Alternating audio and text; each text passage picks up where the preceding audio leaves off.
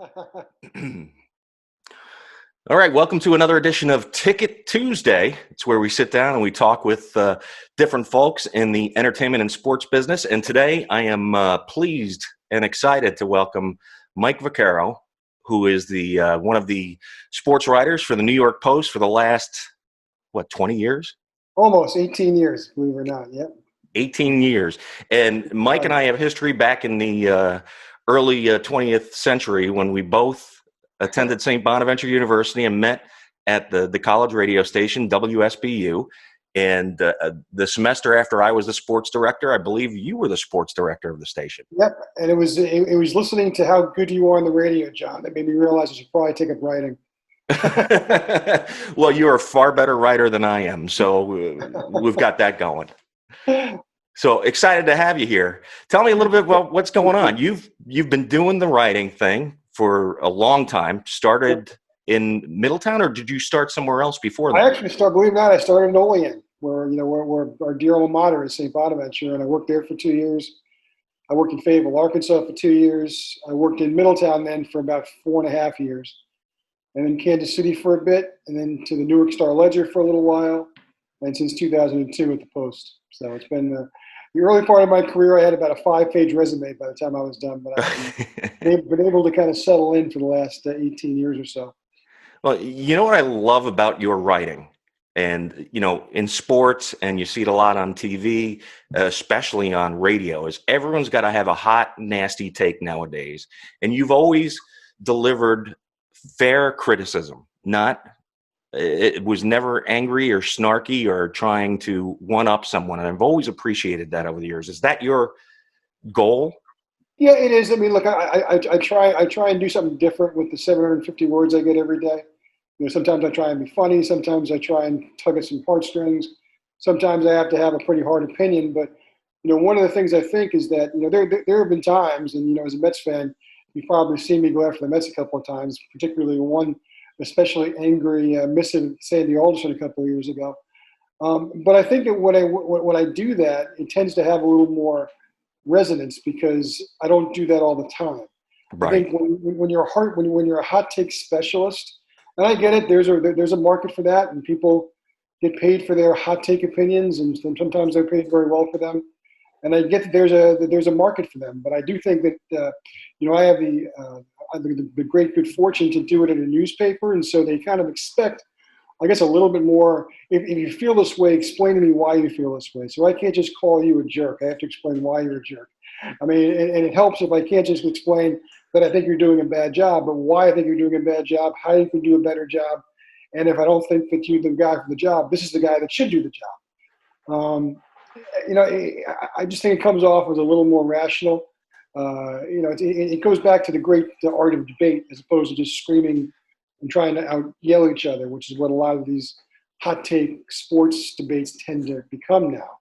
Right. I really don't have any time for that. I don't like it. I mean, it's not my cup of tea. I do believe in strong opinions, though, and I think if you're able to kind of build one organically in the right way, based on good information, based on good reporting, based on your own knowledge of the subject, then I think it's certainly worthwhile. But I also think that all you do is move opinions around. I think you're shortchanging. Certainly, what I do in a newspaper column, there's so many other things you can write about. You can write about people and personalities and trends and issues and why things happen and why they shouldn't happen and history, and all of that is a wonderful opportunity every day to kind of figure out how you want to go attack things. And to me, the best columnists are always those who approach it like a pitcher. It's not you're not just a 1 or 2 pitch pitcher. You have a fastball, you have a curveball, you got a slider. Maybe you'll throw in a knuckleball every now and again. And I think that's what makes a really effective columnist. That's really what I try and aspire to do. Well, I commend you because I see it. I can feel it when I'm reading something that's very passionate and more personal, as something we'll talk about here in a minute, or when you're going after a Sandy Alderson, you're genuinely doing it, but without malice, or without maybe a little malice. But Well, one of the things that I think I was taught, and there's one important lesson I was taught early on, which is to be accountable. So if you're going to rip somebody, you better be willing to be in that person's face the very next day. I don't see a lot of that happening anymore. but it was a fundamental tenet that was kind of passed along to me. Sometimes it's meant going into work on my days off. Sometimes it's meant getting on an airplane. Sometimes it just means making sure that you're not looking for a confrontation, but you're just looking for the opportunity. If somebody wants to refute what you've written about them, they should have that opportunity. And I think that allows you to make sure that you don't always, that you always go into it a little more fairly. I remember a couple of times, subjects that I've ripped. I mean, the one thing they said, I have no problem with it. Just be fair and don't take cheap shots. And it's really something that I really have tried to kind of look. I mean, cheap shots to me kind of undermine the greater point you're trying to make. And they can be funny, and they can make they can be fine for a couple of seconds of laughter and so forth. But really, I mean, they can be kind of damaging to what you're trying to say, because people get lost in how you said, not what you're trying to say. And I learned that lesson fairly early on. I mean, I've taken my share of cheap shots earlier in my career, and I think I've taken less of them now, and I just don't think they're needed. And I think it's a lesson that you have to learn, especially in the age of Twitter, when Twitter is nothing but cheap shots, really. Oh, it's a continuous cheap shot. And it's like, one thing I've also learned there, I mean, I actually got into a confrontation with a Mets player last year, and he was mad at something I'd written on Twitter. And I thought to myself, you know what? He's right. I should never have this argument with anybody. If I'm going to say something about a player that I cover, it should be in my column. It shouldn't be because I took a shot at him on Twitter. And I learned, one of the great things, even at age 52, 53, I'm still learning and evolving into what actually makes for the right balance in the column. And to me, cheap shotting is the one thing that can really kind of cut your legs out, because it kind of silences you a little bit, because people just focus on the cheap shot, not on the other message. So you just said something that was kind of interesting, and I've had this thought a number of times recently, because I'm 54, turning 55 this year, and still evolving, still learning, still getting better. And I get that from your writing all the time. I think it's important, John. I mean, look, I know when I was 22 coming out of school, I thought I was the best young writer in the world. And I look back now and I almost cringe, but that's not a bad thing. I mean, to me, you want to make sure that the stuff you're writing at 22, you were better when you were 32, and you're better than that when you were 42. And I like to think that I'm better now at 53 than I was when I was 23. If I wasn't, then maybe it would be time for me to try and do something else, because to me, it's like a shark. You got to keep moving or you die. And I kind of feel that way professionally. I mean, you always have to try and figure out a way to add a different pitch, to have a different tone. And that's kind of one of the fun things that I have in my job, is I have a chance 3 or 4 times a week to kind of have fun and play with it a little bit, and sometimes they work and sometimes they don't. If you write 200 columns a year, they're not all going to be worthy for the Pulitzer Committee, but a lot of times it's kind of a work in progress, and I like that. It's kind of what I like about the communications field at large, is that I think that no matter what aspect or what arm of it that we're all in, I think it allows us enough wiggle room to try and get better, even in our own little box. So let's talk about that getting better for a second here. With when all of this started with the pandemic and the quarantine and the shutdowns, I started this Ticket Tuesday thing as a way just to just share some experiences, the things that were important to me, which was going to concerts, going to shows, and some of the things I've seen over the years. When this all started happening and the governor shut everything down, what was your first thought as a sports writer? Well, I knew that I would have to do things differently than I've done them for most of my career. I mean, even the most creative of us are kind of beholden to a schedule. Excuse me. So like during baseball season, I'll know that I've got, 2, maybe sometimes 3 baseball games during the course of a week. And during the busy times, maybe there's a football game or maybe there's a basketball game. And so those are things that are built into my schedule. And so it kind of makes life easier and more organized when you know that, you don't necessarily know what you're going to write, but you know where you're going to write them. Without those kind of built into your schedule, suddenly you've got to make those determinations yourself as to what you're going to write. And a lot of times you're building things out of whole cloth, and you have to try and figure out a way to make things relevant when there just isn't news happening. Now, sometimes news will happen, and look, I've written plenty of news columns over the course of the last 4 months, and I've written about baseball when they were pondering coming back, and the labor issue and all that stuff. And so there are things to write about in that sense. But what I've really found myself doing is trying to figure out ways to create stories that will sustain me 3 and 4 times a week, and will also allow people 5 or 6 minutes a day when they read my column to not have to worry about all the other stuff that's in the front of the paper. I mean, I think that's kind of what my essential role during this has been, is giving people a little bit of a breather from the relentless misery that's on TV or on the radio or in the front part of the paper. So, and so that's taken me to a lot of different places and allowed me to write a lot of different columns that I wouldn't necessarily have written. I mean, just throwing one out of the air, I wrote a column about the origin of the Yankees playing New York 40 years ago. And, I found it interesting because I didn't know the backstory of that. So to me, if I find it interesting, I think that's a pretty good indication that I've got a good column on my hands. And I think in that case it was. And I think there are other examples like that of just, stories I wouldn't necessarily have had time or the inclination even to write during a normal time, because I just had other things that I had to worry about. And it's allowed me, an opportunity to do those things. I don't necessarily want to make a living at that exclusively for the next 20 years. I mean, I'd like to be able to go back to covering some baseball games again. But I also think that it's a reminder that it's okay to think outside the box, and it's okay to kind of try and take chances and fail. I mean, again, same thing. Not every one of these grand ideas that I had necessarily worked, but I tried and I moved on, and I think I'm the better for having tried them. Now, this past week, you've made your way back into both Yankee Stadium and Citi Field. And what was that experience like for you, being up in the booth, masked, and watching them on the field from below? Surreal to a degree. I mean, look, on one hand, as a baseball writer, I mean, you're used to getting to the ballpark early, 4 o'clock in the afternoon, usually for a 7:15 game. And so you're spending a lot of time where it's just an empty ballpark and people taking batting practice. So that I know that people were talking about how surreal it seemed to hear baseballs kind of pinging around the upper deck. But that's really kind of what our daily life sounds like anyway. Right. It might feel differently when there's two teams that are actually playing a baseball game and there's no fans in the stands. That will certainly take some getting used to. But it's also, look, I mean, it's small steps. Nothing about our world is the same as we are used to. Oh, God, no. And I think we've all had to adapt to that, no matter what we're talking about, whether it's stuff in our personal life, whether it's stuff in our professional life. Everything is an adjustment. Everything is an adaptation now.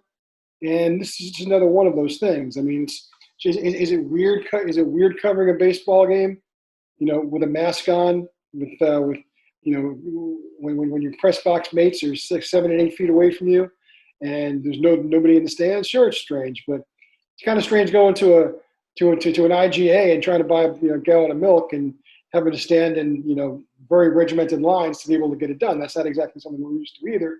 Right. And yet we do it because as good citizens, we want to try and do our part to make this thing go away. So it's all part of, I guess, it's all part of living at a time when it's just kind of,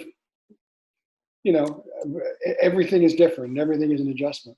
I hate to use the word uncertain because I think it's been overused, but just uncertainty hangs over everything lately. And I can't think of a better word. I'm uncertain that you can actually use that word too much, because that's exactly what it is. And I think that, look, I think at the very beginning of this, I likened it in terms of just the way that people were reacting and the way it was kind of traumatizing a lot of people to the aftermath of 9/11. But as awful as 9/11 was, you kind of knew that there would be a restart. I mean, you realize that after a period of time, we would try and get back together as a people, as a society, and our lives would come back. And within a couple of months, whether this is sad to say or just humbling to say, I mean, it was, you pretty much had the same kind of life you had before 9/11. I mean, obviously, there was a difference going to an airport. It was different going through security, going into ballparks. But for the most part, you kind of understood there was kind of an end game to the sacrifices you were going to have to make. This is a different thing. I mean, there really is no end game.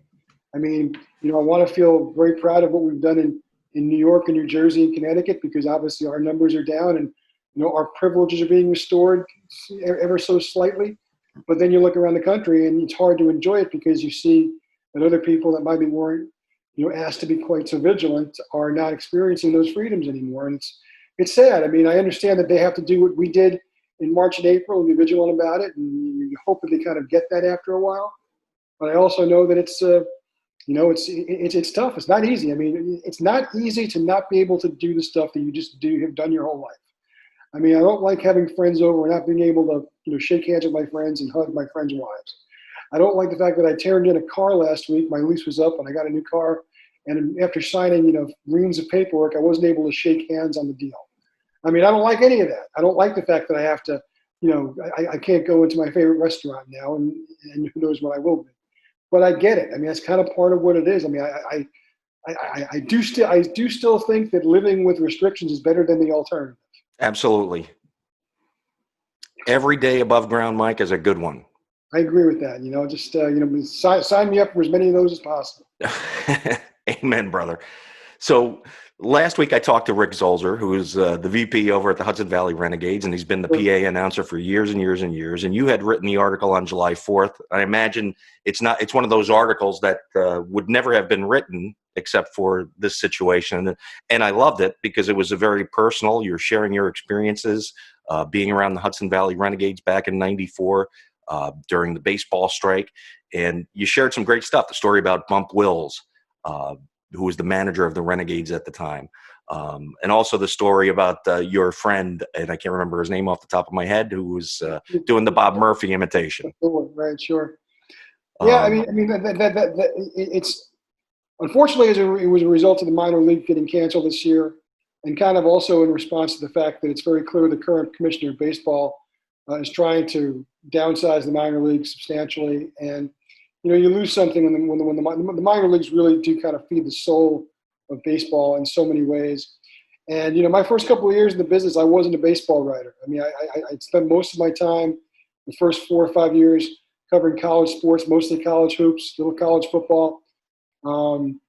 Did not do any baseball. And then in the summer of '94, I was working in Middletown, New York at the time, and all of a sudden we got 2 affiliated minor league baseball teams, Hudson Valley Renegades in Fishkill, and the New Jersey Cardinals just across the border in Augusta, New Jersey. And I spent that summer falling in love with the writing of baseball and realizing and learning that so much about baseball is in the stories you hear, the people you meet, the stories they tell you, developing these people as sources and sometimes friends. And that was just an extraordinary learning experience for me. And I've become a baseball writer now, and I've been a baseball writer ever since, and I cover mostly the major leagues now, obviously. But that really kind of established kind of a seedling ground for me in terms of why I love covering baseball so much. I love covering all sports. I love every aspect of my job. I really do. But there's something about baseball and going to a ballpark and talking to a ball player and getting stories and hearing their stories. And one of the things that a veteran ball scribe told me one time, he said, one of the great things about this job is that today is always going to be different than yesterday, and tomorrow is always going to be different than today. And he's been so right. You described the one incident that I love telling over and over again. During that Renegades first season, Bill Rogan was the play-by-play man, and he invited Pete Caldera, who was my colleague at the Times Herald Record, to do an inning in the booth with him. And Peter still does the most magnificent Bob Murphy imitation you'll ever hear. It's just staggeringly good. And so he did an inning as Bob Murphy, just kind of as a goof. And because Major League Baseball was on strike that year, a bunch of big league ball writers had been at the ballpark that night. A lot of them were driving home with their stories in their notebooks and were listening on the radio. And they're like, oh, my God, I don't believe I didn't know that Bob Murphy was at this game. So they turned around, ran up to the press box to find Bob Murphy. And instead they found, a guy who was probably 16 years younger than Murph. All of a sudden the joke's on them. I'll never not laugh at that story. But that's the kind of thing.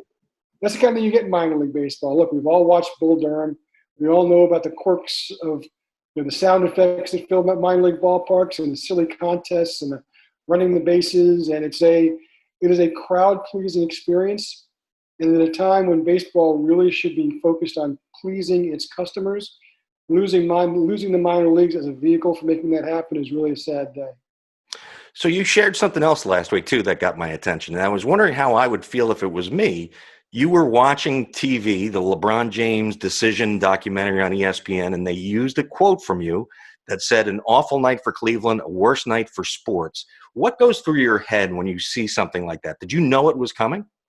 I didn't. And it's funny. The first thing I did was I I went to my various archives and search engines, and I wanted to see where I wrote that. And it's funny, I still haven't found it. The problem is that I read that and I'm like, yeah, that sounds like me. I'm sure I wrote that somewhere. I just haven't been able to find it yet. But it is it is kind of funny. I was not expecting that. And it's funny. I think there was a block of 3 quotes, and there was me, there was somebody else, and there was Adrian Wojnarowski, who's another Bonaventure guy. So it's really just proof that we're everywhere. It's There's Bona's guys everywhere. The tiniest school in creation, and you can't swing a dead cat without hitting one of us. And but yeah, that was funny. You'd be amazed. I mean, I guess it's a testament to how long I've been doing this and how old I am. That you'd be surprised. It doesn't happen a lot, but it happens more frequently than you might imagine. Where I'll be watching something, and all of a sudden maybe I'll see myself in the background in the press conference, or sitting in press row, or just all of a sudden there's my ugly mug, and I'm just grateful that the TV screens across the nation aren't cracking as a result.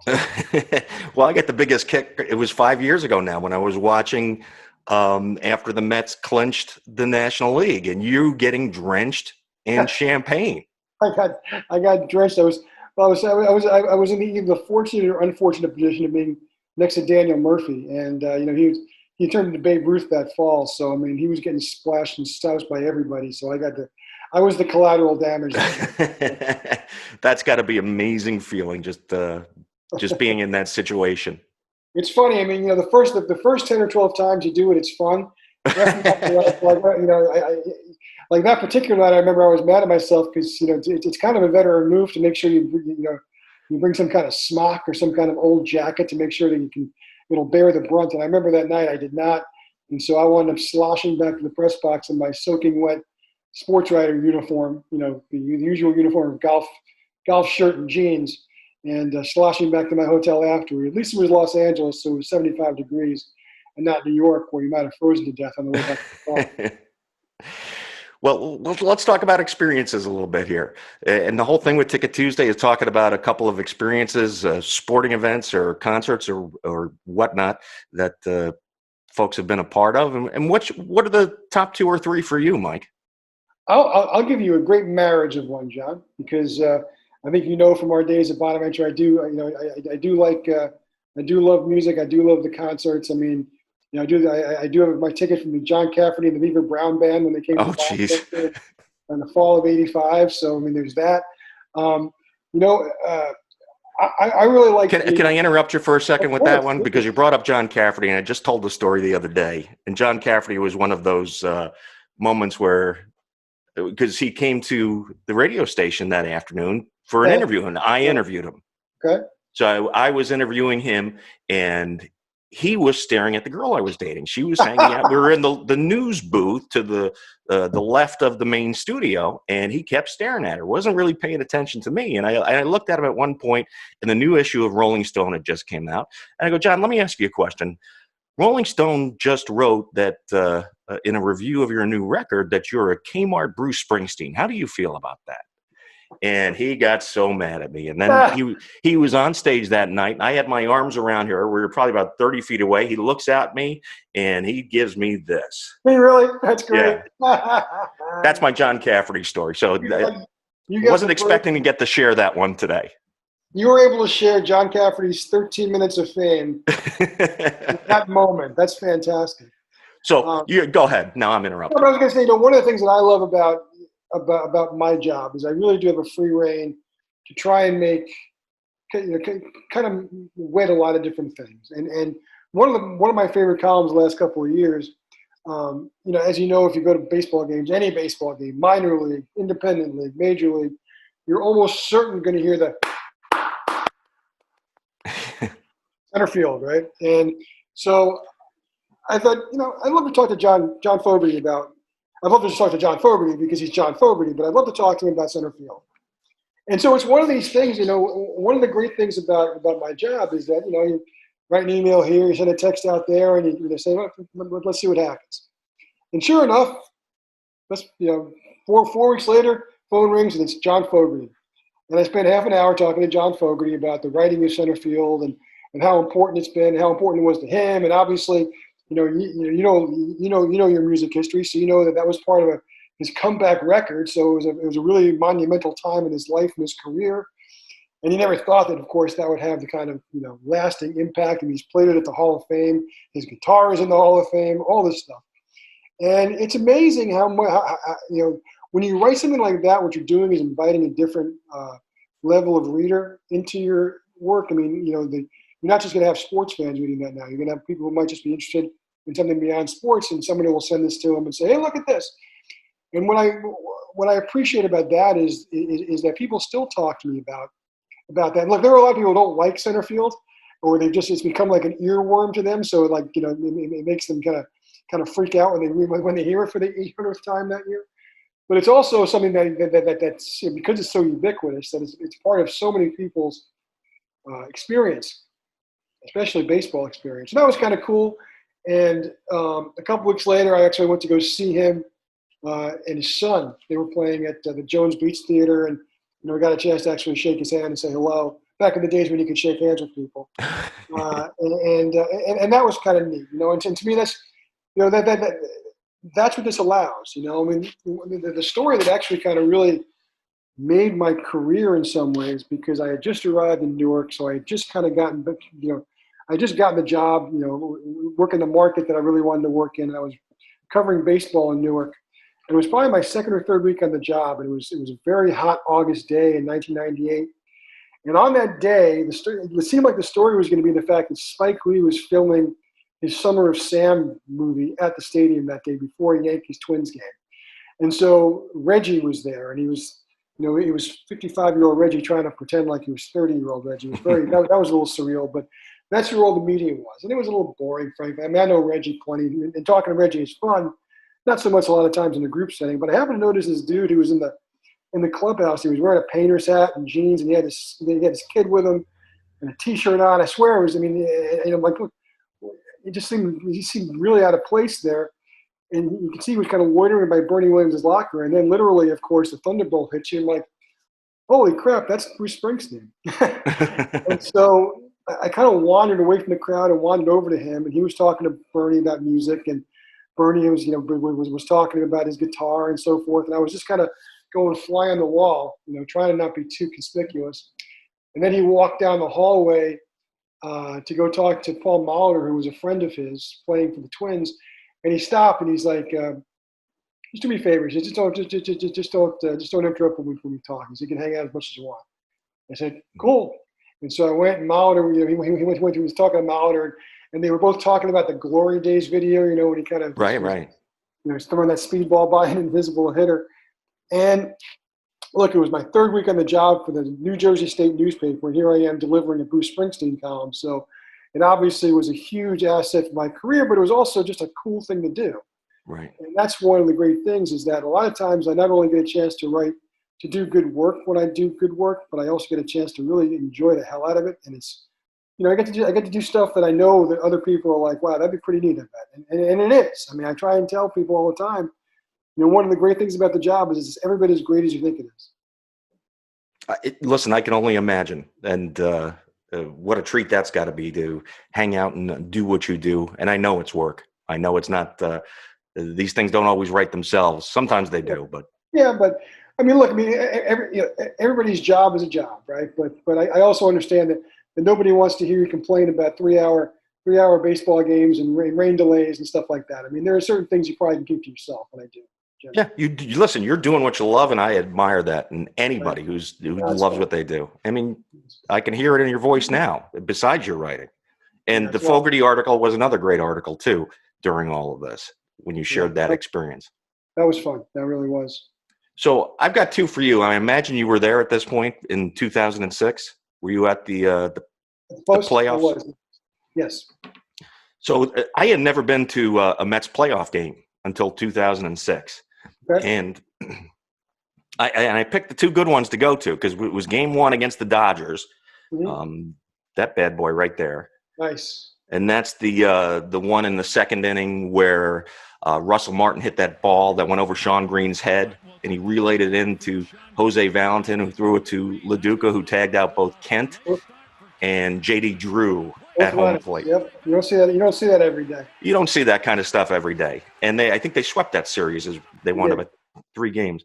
And then the other one, which was the National League Championship Series, we're at Game 7. And it was one of those nights where I will never, ever forget that game, because you get the Endy Chavez catch. He makes that catch. That place is going to explode. Oh, God, yeah.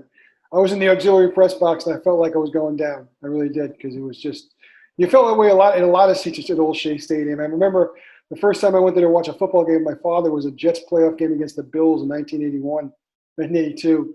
And it felt it literally felt like the place was going to come down. That felt that way a lot at Shea Stadium. But that moment, especially that Endy Chavez moment, was just – it's hard to describe if you weren't there. It felt like it was a foregone conclusion. It was a close game at that point, but it felt like it was destined to happen. Then that bottom of the ninth happens. And the other experience from that night was how excited everybody was and how that place shook on that catch, to the point where Beltran strikes out. And I'd never heard 55,000 people get so quiet so fast. Yeah, you could actually hear the Cardinals celebrate, because there was no other sounds in there. And that I was there also, John, and it was, it's a little different when you're on deadline, so you can't experience it the same way that I'm sure a fan can, but it is still a pretty visceral experience, and it really does in a lot of ways, I think, kind of summarize the gamut of sports, right? I mean, I was not there in '86 when the Mets went kind of in the opposite direction, went from hopelessly dead to all of a sudden the ball rolls through Buckner's legs. But in that situation, it goes from a hopelessly quiet ballpark to pandemonium. And in the game you're talking about, it's the exact reverse, where it's just it's New Year's Eve, and then all of a sudden it's New Year's Day, replete with hangover. But that's one of the things. That's one of the timeless things about sports that I'll always love about it, and that always brings me back. I know, not only as a writer but as a fan, is that there's just nothing. And look, believe it or not, I'm married almost 25 years to the same woman who is not a sports fan in the least. Does not have any kind of rooting interest. She went to LSU, couldn't have cared less that they won the national championship last year in football. And that probably is good for the marriage, because I think if maybe I was married to a sports fan, that might be a little rough if we're exchanging hot takes every day. But sometimes you try to explain to someone like that who's not a sports fan why it matters. Why do you care so much? Why do people care about these things so much? And it's hard to explain, because there's nothing logical about it. It just is. And if you do care about it, you know it, and that means that means absolute, utter, natural highs and absolute desultory lows. Sometimes in the same day, sometimes in the same inning, sometimes in the same minute. Right. Right. Which is really how you probably describe Game 7. And that's sports. I mean, that's awesome. What else is there? Even the best movie you've ever watched, and even the best concert. I mean, you probably can go on for days about how great a concert is, but does it actually touch that range of emotions? I mean, if you're at a great U2 show, you're probably not going to have the flip side of that during that day. It's going to be nothing but great. But with sports, I mean, you're allowed to see the flip side of human emotion and human frailty and everything about that. And that's what makes sports so unique to me, and it's what makes it so addictive to me, I think. So we'll go back. We'll wrap this up. We'll talk a little bit about Bonnie's for a minute, and then I'll let you go. I hope I'm not holding you up. Not at all. One of the things with that excitement that we were describing on that Endy Chavez catch, what a lot of folks don't know, if they haven't been to a game on the St. Bonaventure campus in the Riley Center, the excitement and energy that was there on that catch is there for 60 minutes of basketball every night. Yeah. Would you agree with something like that? I would.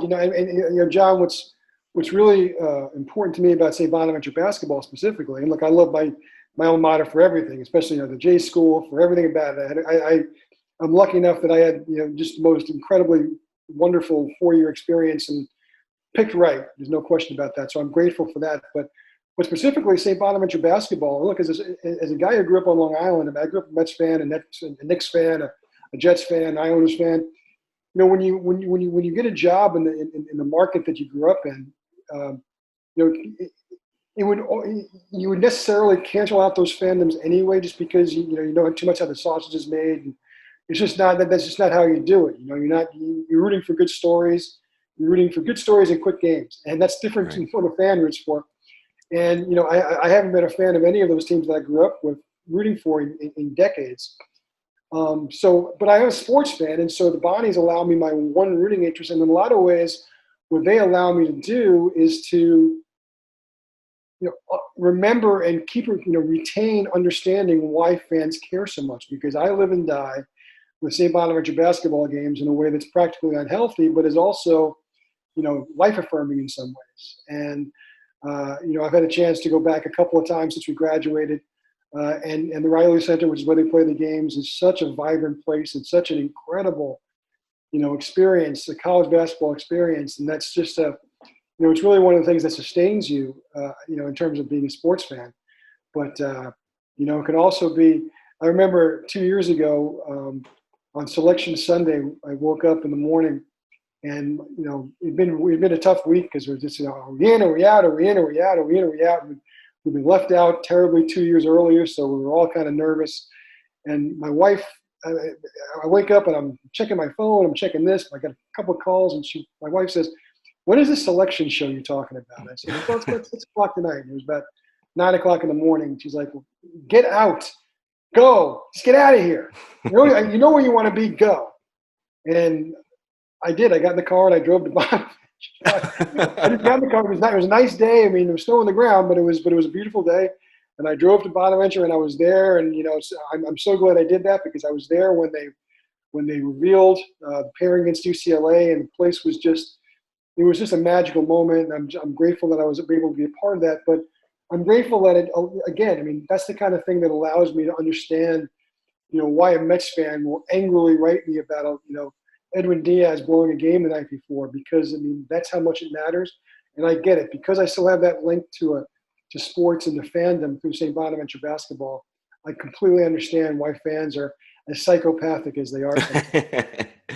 It's funny because I remember one of my favorite stories from back in the day was because I started in '83. So that '83-'84 team, which went, I think it was like 18-13 or 19-13, went to the Atlantic 10 championship game. It was down in Morgantown, West Virginia that year. So a bunch of us had this stupid idea that we were going to jump in the car and drive down to Morgantown from Bonnie's, which I think it took a long time. I can't even remember how long it was. But Mike, we had 8 guys in a 1979 Caprice Classic. 2 guys rode in the trunk. Oh my God. To get down to this game, which they lost, I think it was like 4 points, so 3 or 4 points. It was 54, I think. Yeah. Yeah, it was a close game, but it was. I just remember all of us jammed into that car for I think it must have been 6 hours. That sounds about right. Yep. All for that. But it was, college experience is different. You remember everything about that, 34 years, 36 years later. So, of course, it was worth it. Well, I'll never forget that one. That was, I wasn't one that got in the trunk either. I was too tall. Thank God. Well, listen, Mike, thank you so much for doing this. I appreciate you taking some time out of your schedule. I know you've got your plate starting to fill up again with actual baseball to discuss. Yeah, I'm going to ask you one more thing. Yeah, Any inside scoop here on this Mets ownership thing? Everybody's rooting for this Cohen guy. Well, I think people are rooting for him because they know he's rich. We're kind of a departure from the way that the Mets have done their business ever since the Bernie Madoff scandal. Look, it sure seems like he's not going to be undersold, and so it's at the end of the day, it's hard to believe that he's not going to be the guy who winds up getting it. But these things have a weird way of taking twists and turns in the road. So. Until the team is actually in his hands, you just never know. Yeah. There was a part of me that just enjoys seeing, chronicling interesting things. That makes me wonder how Mets fans would react if they have to think about their owner being Alex Rodriguez. But that's a whole different podcast, John. That's a whole sideshow there with him and J-Lo. I don't know that anybody Mets fan can handle that. They had their hands full with Jeff. Exactly. Exactly. Well, Mike, thank you so much. What a treat. Great talking to you, John. Let's not wait another 35 years to talk again. That's a deal. All right, man. Take care. Thanks, John. Thanks.